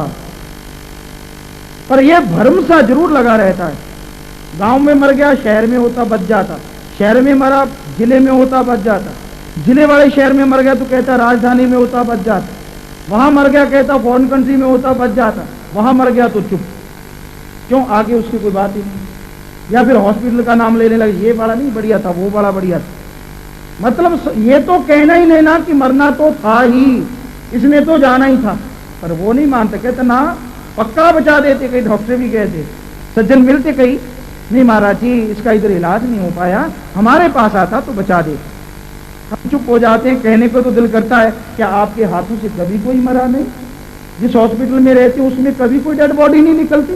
तो बताओ, फिर तो अखबारों में, गिनीज बुक में आपका नाम रिकॉर्ड में आना चाहिए। हाँ, ये तो हो सकता है आप ताला लगाए रखें, कोई आए नहीं तो मरेगा कैसे, ये तो हो सकता है। लेकिन अगर आपके पास आता है, इलाज के लिए आता है और अच्छा हॉस्पिटल है, तो उम्र भी पूरी एक दिन जरूर होगी और कोई ना कोई मरता ही रहता है, ऐसा देखा है हमने। तो भाई सच्चाई यही है कि बहाने जो मर्जी बनाते फिरो, जब समय आ जाता है बिल्कुल तंदुरुस्त शरीर भी एक पल में डेड हो जाते हैं, मर जाते हैं, कुछ पता नहीं चलता कैसे मर गया, किस तरह से चला गया। तो भाई यही बताया, आया जगत सराय विच मेहमान जी, सदा रहना नहीं है थी करें की गुमानगी, पता औंदा नहीं फिर जो दो मुख जाने। तो भाई साथ साथ आपको बताया, थोड़ा सा भजन और रह रहा है, फिर आपको बताएंगे, आप प्रेम से बैठे रहिएगा। तो पता औंदा नहीं फिर जो दो मुख जामेगा, छड़ खुदी ते गुमान नहीं ते दुख पावेगा, दुख पा। चलो छड़ खुदी ते गुमान नहीं ते दुख पावेगा, छड़ खुदी ते गुमान नहीं ते दुख पावेगा, का नजारे जितना चुप जाएगा,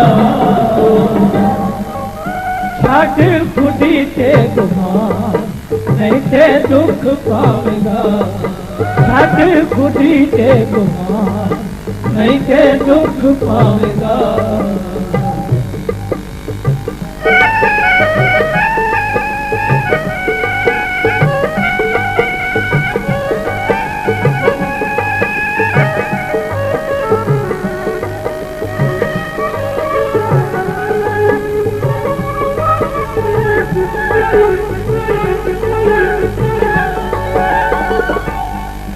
आया जिस लई ऐसे सारा तम भूल गया, छद बाप दी उंगल जिन्हें बच्चा लुलगा,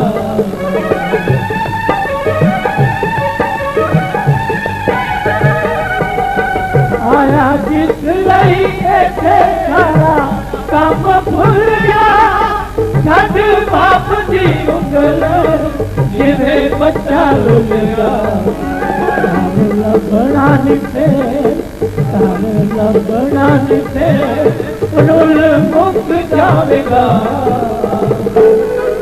छड़ खुदी ते गुमान नहीं ते दुख पावेगा, छड़ खुदी ते गुमान नहीं ते दुख पावेगा।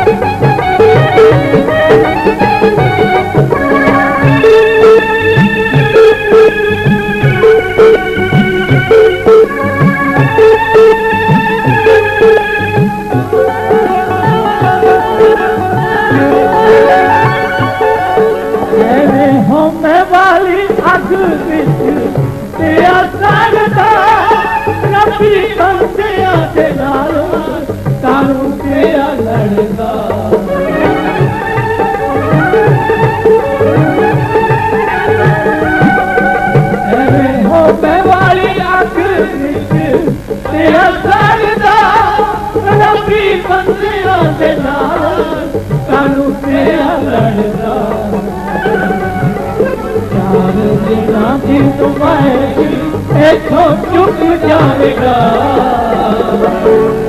छड़ खुदी ते गुमान नहीं ते दुख पावेगा, छड़ खुदी ते गुमान नहीं ते दुख पावेगा।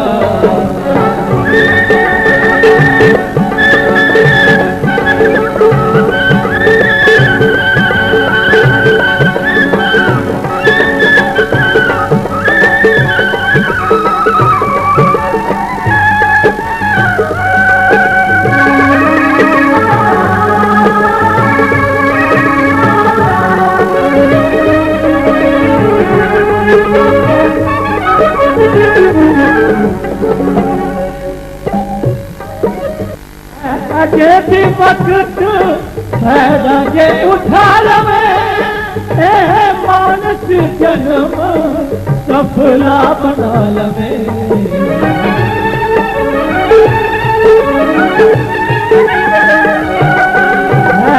अजय भी वक्त पैदा जे उठा लवे मानस जन्म सफला बना लवे मेरा हक नहीं होना ये तू चुप जाएगा छठ खुदी से गुमान नहीं से चुप पाएगा छठ खुदी से गुमान नहीं से चुप पाएगा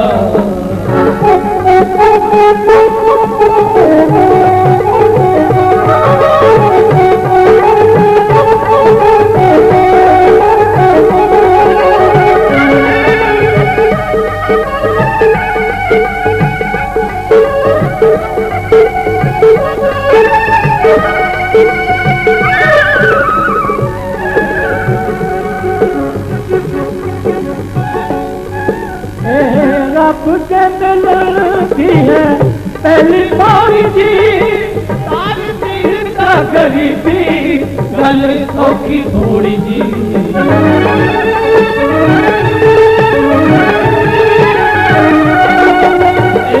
रब के मिलती है पहली बारी जी सारी दिल का गरीबी गल सौखी थोड़ी जी लग दे जेकर चुप जाएगा छठ खुदी से गुमान नहीं से चुप पाएगा छठ खुदी से गुमान नहीं से चुप पाएगा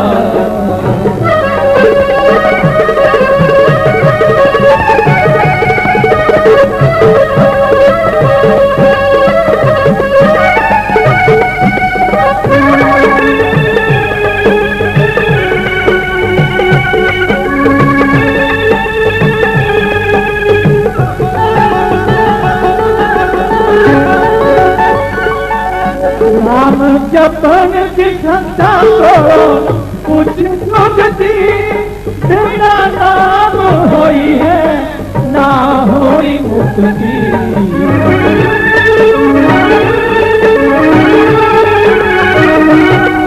नाम जपन की क्षमता को कुछ मुक्ति बिना नाम होई है ना होई मुक्ति सतनाम दिन कहते मन सुख पावेगा छठ खुदी से गुमान कैसे दुख पावेगा छठ खुदी से गुमान कैसे दुख पावेगा लवेगा सारे बिना दुख गावेगा छठ खुदी से गुमान कैसे दुख पावेगा छठ खुदी से गुमान कैसे दुख पावेगा।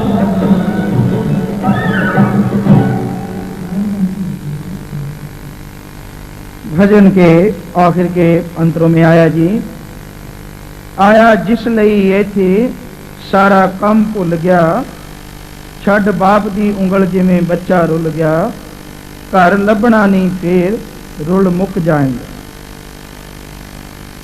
जिस काम के लिए यहाँ पे आया उस काम की तरफ कभी विचार ही नहीं किया, दुनियादारी में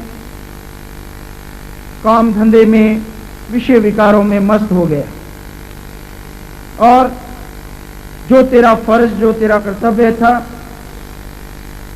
मालिक को याद करना, अच्छे नेक कर्म करना और इस रहस्य की जानने की कोशिश करना कि मालिक ने कैसे बनाया, सबको बनाने वाला वो मालिक कहाँ है, कैसा है, क्योंकि तू ही उसे तलाश कर सकता है।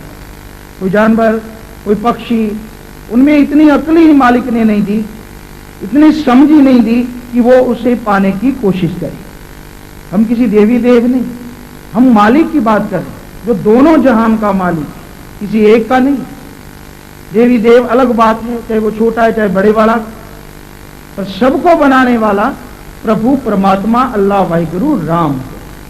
उसको अगर कोई पा सकता है, उसको अगर कोई देख सकता है, तो इंसान ये भी अगर कोशिश करे। लेकिन जिस तरह से बच्चा होता है, चलना सीखता है, माँ बाप की मदद से उसकी सहायता करवाते हैं, साथ देते हैं, पैर पैर उठा के भी रखवाते हैं कि ऐसे चलो। अगर माँ बाप सहारा ना दें, चलना तो शायद वो सीख जाए, लेकिन गिर पड़ के चोटें खा खा वो तो चलना शायद सीख जाए। पर इंसान मालिक की उसको पाए बिना सुख शांति आनंद लज्जत या उसके दर्शन दीदार नहीं कर सकता। इसे सहारा है, इसे भी सहारा चाहिए चलने के लिए, और वो सहारा है राम नाम का सहारा। सतगुरु मुर्शिद पूरा मिले, वो इसे सहारा दे, बताए रास्ता ऐसे चलना है भाई, कदम बे कदम सीढ़ी बे सीढ़ी तू चढ़ता जा, तो मालिक के दर्शन दीदार कर पाए। उसकी मदद ले, उसके बताए हुए बातों पे चले, तो ये मंजिल मकसूद पे पहुंच सकता है।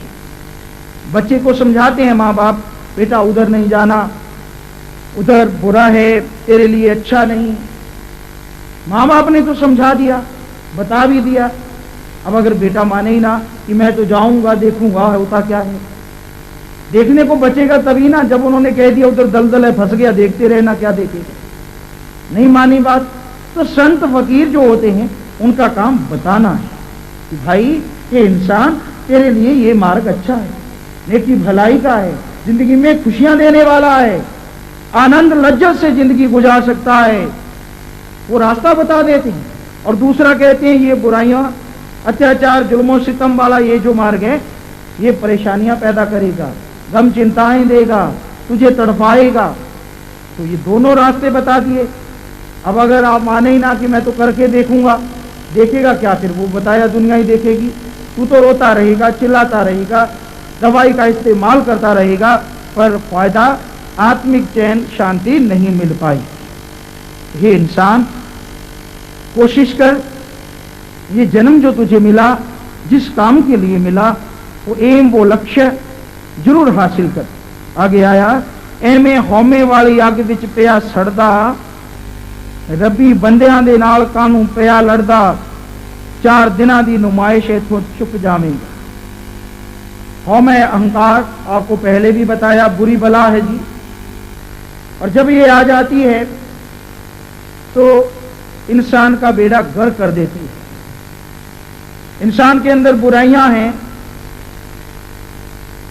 कोई बुरी आदत है, और अगर वो बैठा है संत फकीर के पास तो उसके अंदर ये ख्याल कभी ना कभी जरूर आता है कि जब मेरे अंदर ये बुराइयां हैं तो क्या संतों के अंदर नहीं हो सकती। छोड़ता नहीं, चाहे अकेले में, किसी को नहीं बताएंगे, चाहे समझदार जो हैं, लेकिन उनके अंदर ही अंदर चल रहा होता है। ऐसे कैसे है, ऐसे कैसे चलता होगा, कुछ ना कुछ तो काला है। काला तो है पर तेरा अंदर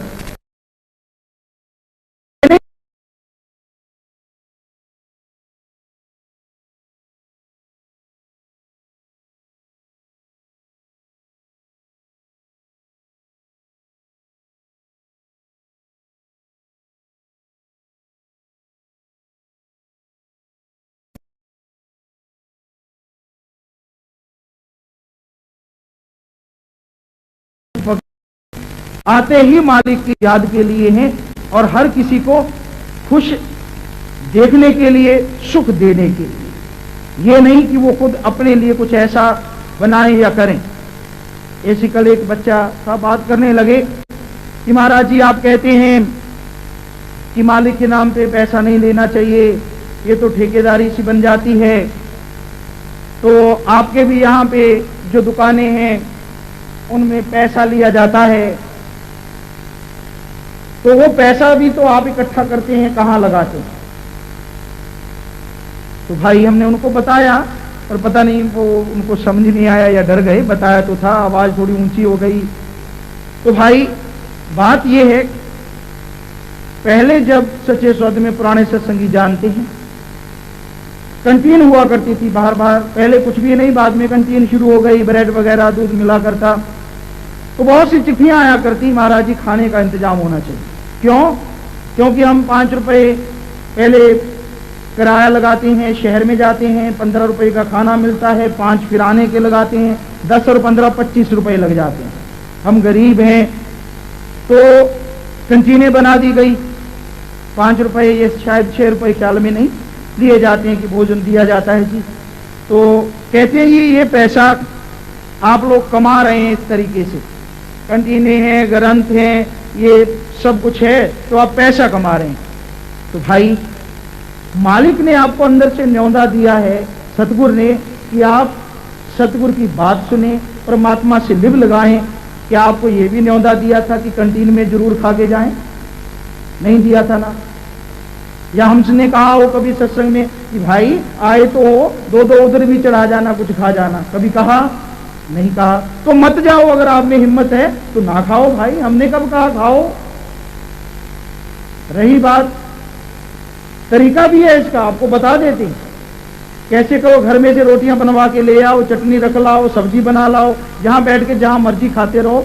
एक टाइम का लंगर तो मिलेगा, दूसरे टाइम रहते हो तो वो खा लो अपने वाली, मत खर्चा दो हमें, मत लगाओ पैसा इधर कंटीन पे। कोई न्योता नहीं दिया, पीले चावल नहीं दिए। चलो दूसरी बात, पैसा आ गया, कहाँ लगाया जाता है जी? कईयों को पता ही नहीं होता। ये पैसा जो आता है, लंगर भोजन बनता है अब सबके लिए। आप यहाँ साधु जनों से पूछें जाके, गुरुसर मोडिया में हॉस्पिटल है, अब भी कह रहे हैं इतनी साथ संगत है, कोई भी गरीब हो, धर्म चाहे बड़ा छोटा हो, उससे कोई मतलब नहीं। कोई गरीब है, फटे हाल है, बीमार है, तो उसका इलाज उधर बिल्कुल फ्री किया जाता है, एक नया पैसा नहीं लेते। पढ़ाई में कोई बच्चा है, उसका इलाज फ्री है। किसी को ब्लड चाहिए, यहाँ पे साधु जन, कोई बीमार तड़प रहा है, ब्लड वगैरह दे देते हैं। किसी के घर नहीं, तड़प रहा, गरीब है बेचारा, मेहनत करेगा, वायदा करता है, बुराइयां छोड़ेगा, उनके घर बना के दिए जा रहे हैं। फर्क इतना है कि हम मान बढ़ाई में नहीं पढ़ना चाहते। ये नहीं कहते कि भाई हमारा ये छाप के दो, प्रचार करो टीवी रेडियो पे, ऐसा नहीं। कर सारे कर्म ही रहे हैं और वो सब इसी से ही सब चलता है। और यहाँ पे आपको जैसे बताया हक हलाल की बात चलती है।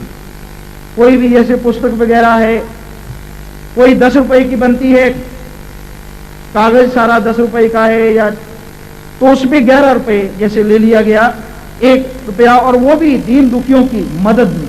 यहाँ कोई महल बनाए जाते, एक सज्जन आए, गुफा को देखा, कहने लगा इसे गुफा मत कहो, इसे तो शीश महल कहो। क्यों? धूप काफी पड़ रही थी और शीशे लगे हुए आपने देखे हैं, वो चमक रहे थे, चकाचौंध सी हो रही थी, पहले वाली कुछ ज्यादा था उसमें। तो भाई ये भी आपको बता दें, कहीं आप भर में रहो महाराज जी तो पता नहीं कहाँ रहते हैं, ये तो मालिक ही जाने, पर आपको जो बाहरी रूप से बता दें, वो शीशे वगैरह जो लगे हैं वो टूटे हुए, कचरा जो होता है उसको जोड़ के बनाया गया है। वो जो सीनरी वगैरह वहाँ बनाई हुई हैं, बहुत सी सीनरियाँ तो ऐसी हैं जो चीनी वगैरह कप प्लेट टूट जाती हैं, या चीनी की टाइलें टूट जाती हैं, जिन्हें बाहर कहते हैं, बाहर फेंक दो कूड़ा करकट, उसे उठा के ला के यहाँ पे लगा दिया जाता है। वो साबुत भी बच जाती है उनमें से, तो वो उनको उन ढंग से सजा लिया जाता है। और गुफा में भी आपको बता दें कि भाई वो जो फर्श वगैरह हम लगवाते हैं, जैसे अपने घरों में लगाते हैं, हर कोई लगाता है, वैसे तो ना बताएं तो भी तो कोई बात नहीं, पर बताएंगे। जब ये बात चली पड़ी है तो हिमाचल में गए थे, ट्रक वहां से आ रहे थे, तो वहां पे एक बट्टे होते हैं जो नदी में बहते हैं, जिसे बेकार समझा जाता है, तो वो बट्टे भर दिए ट्रक में कि जाना तो है डेरे का, तो क्यों ना यहाँ ले आए। यहाँ पे कोई कहे महाराज जी चिप्स लगाओ, कोई कहे मार्बल लगाओ गुफा में, क्यों? हर किसी की इच्छा होती है, शारीरिक प्यार के तौर पे कहते हैं कि महाराज जी ऐसी जगह पे रहे। हमने कहा फिक्र ना करो, लगाएंगे। तो वो बट्टे जो फ्री में लगभग लेके आए थे गुफा में, वो बट्टे लगाए हुए हैं। हम अपने पे खर्चा ऐसा कुछ करना नहीं चाहते फालतू में, और जितना करते हैं, जितना मेहनत के द्वारा, उतना बाहरी तौर पे भी मेहनत करते हैं, हक हलाल से कमाते हैं। तो भाई इस तरह से जो खर्चा आता है, पैसा आता है। एक वकील सज्जन आए थे गुड़गांव से, नाम ख्याल में नहीं है, उन्होंने सारा कंटीनों का भी हिसाब लगाया, रजिस्टर ले रखा था। सारा उन्होंने नोट किया, इतना खर्चा आता है, इतना लगता है। वो हमारे पास पेश हुए, लाखों संगत आई हुई थी जैसे बैठी आज। तो वो सज्जन कहने लगे, महाराज जी ये पैसा कहाँ से आता? हमने कहा भाई वो कंटीने हैं, थोड़ी बहुत फसल हो जाती है। कहने लगा नहीं जी मेरे बात जची नहीं, मैं कंटीनों पे गया हूं, वहां तो जौ का त्यों बेच रहे हैं, तो पैसा तो थोड़ा बहुत उधर से आता होगा, लेकिन खाने वाले इतने, इतना प्रसाद में घी डला, इतनी चीनी डली, इतने लोगों को आया, सारा निकाले बैठा वो। कहने लगा आज मैं सारा दिन इसी काम में लगा रहा। कहने लगा आप तो घाटे में जा रहे हैं। हमने कहा कोई बात नहीं, सतगुरु का दर है, वो जाने उसका काम जाने। हमने तो भाई उन्हीं के नाम पे डंका बजाना है, और ये सब कुछ देने वाले, बरकत डालने वाले सतगुरु परमात्मा मालिक हमारे वही हैं, और उन्हीं के आश्रय सब चल रहा है। जितना फर्ज सेवादार या साधु जन का वो करते हैं। तो भाई ये सवाल का जवाब देना हमने उचित समझा, ताकि हर किसी को पता चले। ये तो खुले किताब की तरह है सच्चा सौदा, यहाँ ना ठगी, ना बेईमानी, ना मालिक के नाम पे लूटना, बल्कि लूटने वाले चिढ़ जाते, महाराज जी आप लूटना लूटना क्यों कहते रहे। तो भाई इस वजह से लोग अफवाहें उड़ाने लगते हैं, तरह तरह की अजीबोगरीब बातें लिखने लगते हैं, किसी तरह से सच को रोका जाए। पर क्या सूरज कभी बादलों से रुका है? वो तो कुछ देर के लिए हो सकता है छाया हो जाए, उसने तो ज्यों के त्यों चमकते रहना। सच तो सच ही रहेगा, झूठ चाहे कुछ भी करता फिरे। तो भाई ये थोड़ी बीच में वास्तविकता डेरे के प्रति आपको बताई कि या मेहनत से ही हक हलाल दशानुवादिकृत कमाई से ही खाते हैं और आई हुई साध संगत को खिलाते हैं। बहुत सी चिट्ठियां आती हैं, महाराज जी लंगर में क्या डालते हो, कईयों के दुख कट गए, रोग कट गए।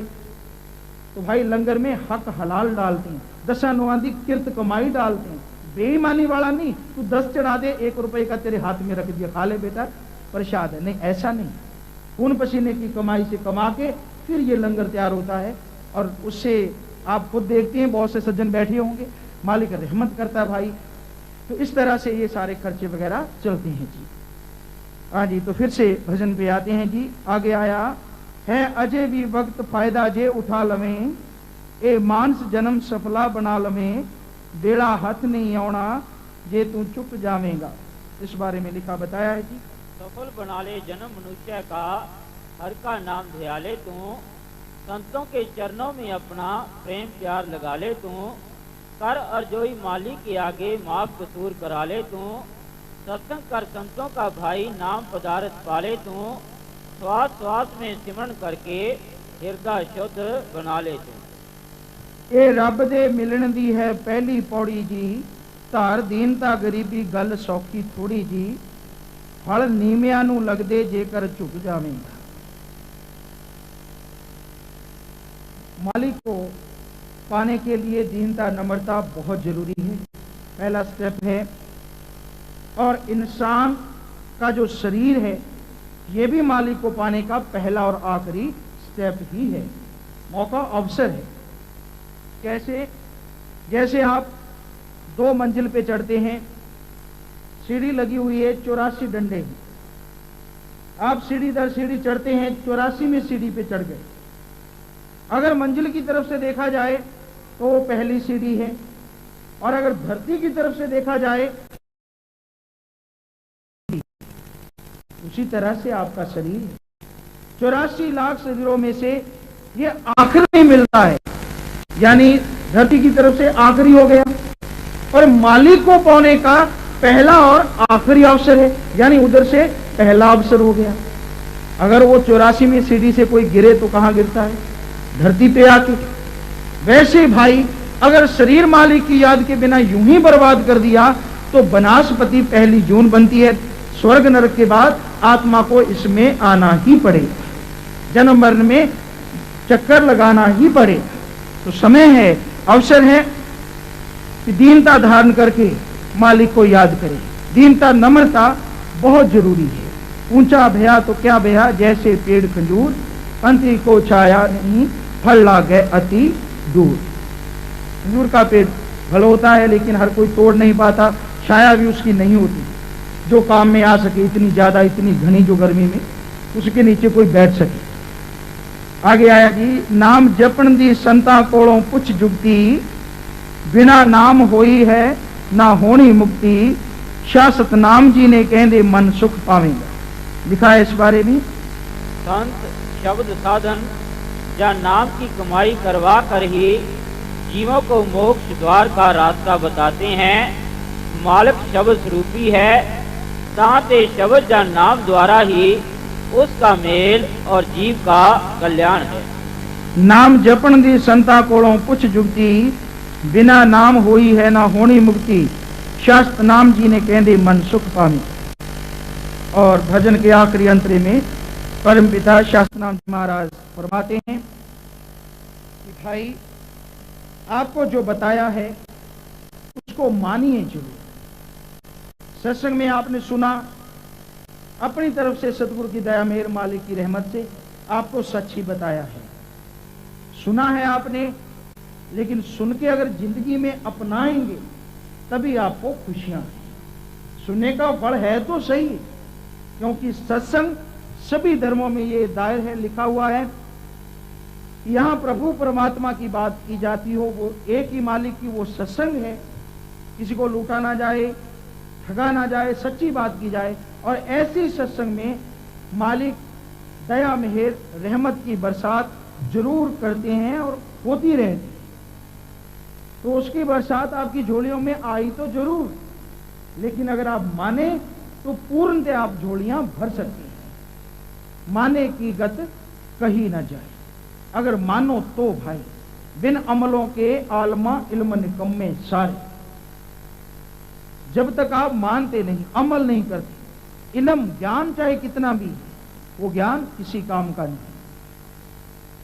पता है आपको कि दूध में घी होता है, लेकिन दूध की बाल्टी भर के रख लो, पालथी मार के हाथ जोड़ के बैठ जाओ कि हे घी, मुझे पता है तू दूध में छुपा बैठा, जरा बाहर निकल। अरे भाई निकला, अरे निकल बाहर, गुस्से में आ जाओ, तो क्या घी निकल के बाहर आ जाएंगे चल के? नहीं आएंगे। पता है आपको, इल्म है कि दूध में घी है, पर अमल निकालना नहीं आता, करना नहीं आता। तो सीधा सा तरीका होता है, सारा दिन गर्म किया, शाम को जाग लगाई, जमा देते हैं, सुबह उठ के बिलोते हैं, मक्खन आता, गर्म करते हैं, छाछ अलग और घी अलग हो जाता है। धरती में पानी, फूलों में खुशबू है, और सरसों तिलों के दानों में तेल है। और बिना प्रैक्टिकली, बिना अमल के इनमें से हम वो चीजें बाहर नहीं निकाल सकते। वैसे मालिक परमात्मा आपके अंदर है, हर कण कण में है। और आप सोचे मालिक हमें पता लग गया तू हमारे अंदर है, बाहर निकल, तेरे को मेवा खिलाऊंगा, तुझे हलवा खिलाऊंगा, तुझे खीर खिलाऊंगा, तेरे टिक्का लगाऊंगा, पता नहीं क्या क्या, तो वो बाहर निकलने वाला नहीं। कोई दूध वाली बात, जाग लगानी जरूरी है। सच्चे दिल से याद करो, पखंड मत करो, दिखावा उसे पसंद नहीं। सच्चे दिल से, सच्ची तरफ से याद करोगे तो मालिक के दर्शन दीदार भी आप जरूर कर पाओगे। तो भाई वो नाम, वो शब्द, वो मेथड, वो तरीका जिसके द्वारा जाग लगती है मालिक के दर्शन दीदार की, पाने की, तो नाम, शब्द, कलमा, वर्ड्स थोड़ी सी देर में देंगे, आपको बताएंगे जी। पर अभी आप सब ने इसी तरह बैठे रहना है। आश्रम की साध्वी जो हैं वो भजन सुना रही हैं, उसके फौरन बाद आपको नाम के बारे में और बताएंगे जी। तो इसी तरह से प्रेम प्यार से यहाँ भी आप बैठे हैं, बैठे रहिएगा। आपसे विनती है जी, गुजारिश है। हाँ जी, चलो बेटा बोलो भाई।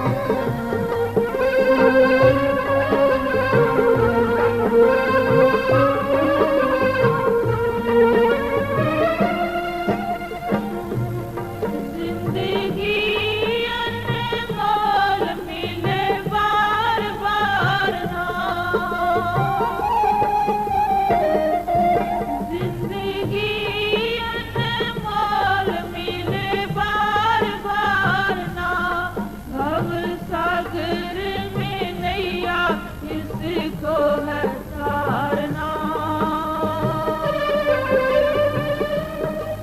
अब सागर में नैया इसको है तारना। चाहे तरना जे जब पूरे नाम का लगा, बंदे नाम दिया खर्चाया के का बना।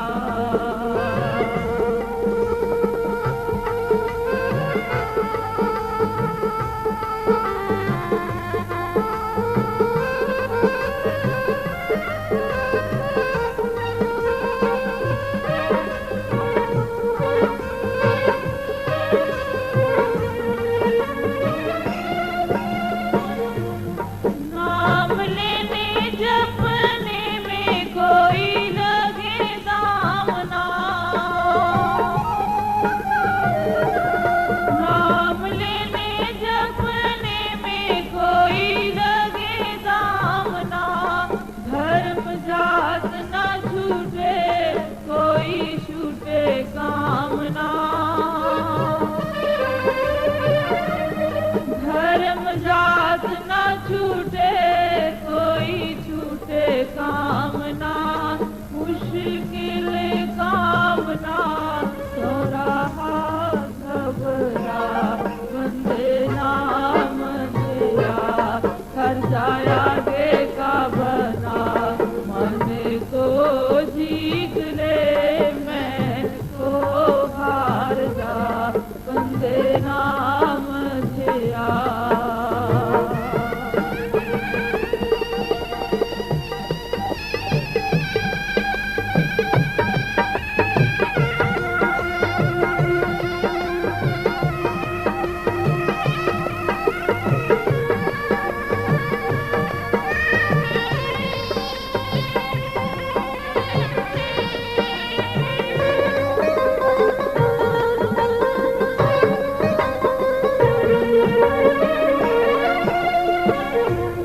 कोई चीज यहाँ की तेरे साथ ना जाए। कोई चीज यहाँ की तेरे साथ ना जाए। पड़ा रहेगा यहाँ कुछ काम ना आए। पड़ा रहेगा यहाँ कुछ काम ना आए। खाली हाथ ना के पाँव जाएगा चला, बंदे नाम दिया खर्चाया गे का बना। मन को जीत ले मैं को हार जा, बंदे नाम दिया।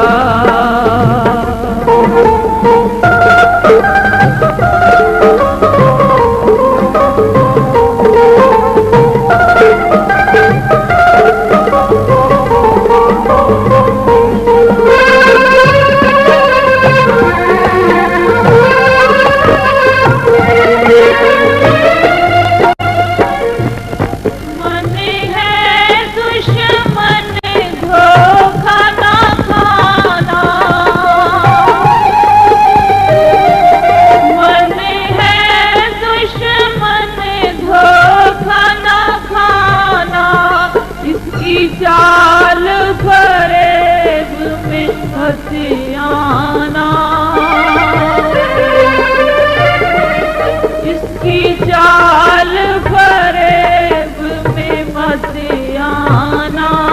तुझे रखेगा भी कुछ घर को में दे पा, बंदे नाम दिया खर्चाया गे का बना। मन को जीत ले मैं को हार जा, बंदे नाम दिया।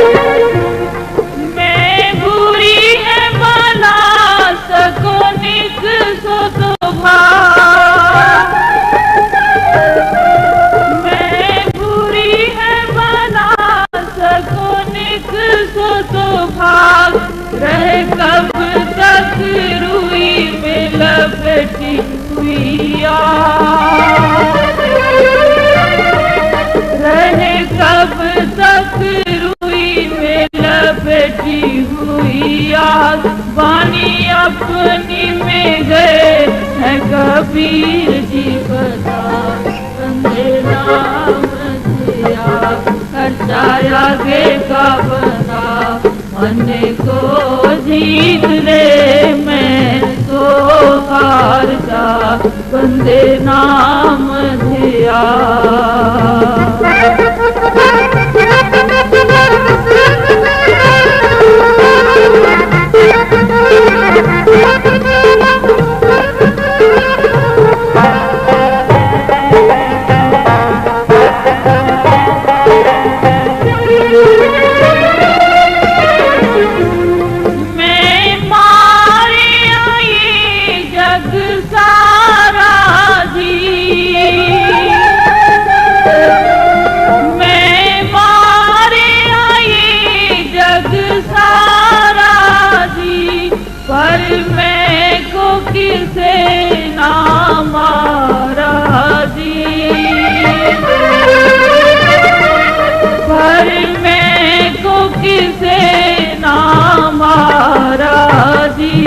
सारा जग डूबा इस डूबे दरिया बंदे नाम दिया खर्चाया आगे का बना मन को जीत ले मैं को हार जा बंदे नाम दिया।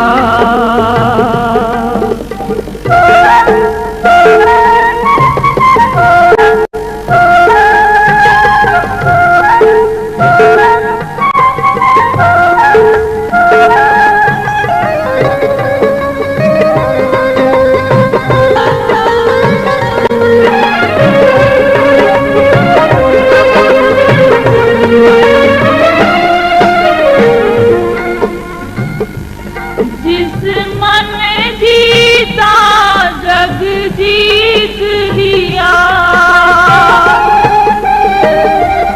जिस मन जीता जग जीत लिया समा वापस न आए जो बीत गया